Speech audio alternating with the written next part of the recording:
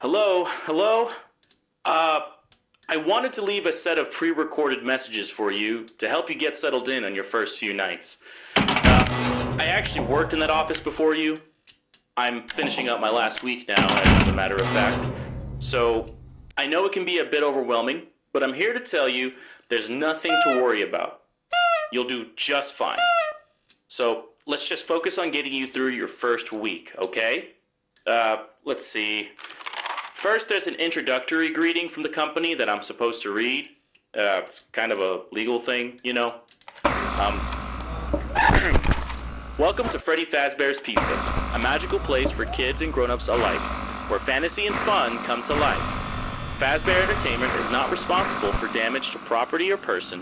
Upon discovering that damage or death has occurred, a missing person report will be filed within 90 days or as soon as property and premises have been thoroughly cleaned, bleached, and the carpets have been replaced. Blah, blah, blah. Now, that might sound bad, I know, but there's really nothing to worry about. The animatronic characters here do get a bit quirky at night, but do I blame them? No. If I were forced to sing those same stupid songs all this time and I never got a bath, I'd probably be a bit irritable at night too. So remember, these characters hold a special place in the hearts of children, and we need to show them a little respect, right? Okay. So, just be aware, the characters do tend to wander a bit. They're left in some kind of free-roaming mode at night. Something about their servos locking up if they get turned off for too long. They used to be allowed to walk around during the day too, but then there was the bite of 87. Yeah. Now, concerning your safety, the only real risk to you as a night guard here, if any, is the fact that these characters, well, they're pretty technologically advanced. And if they see you after hours, they probably won't recognize you as a person.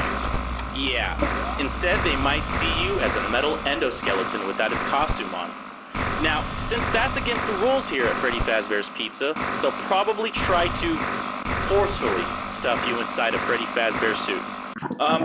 Now that wouldn't be so bad if the suits themselves didn't have mechanical pieces to lock the endoskeleton into place.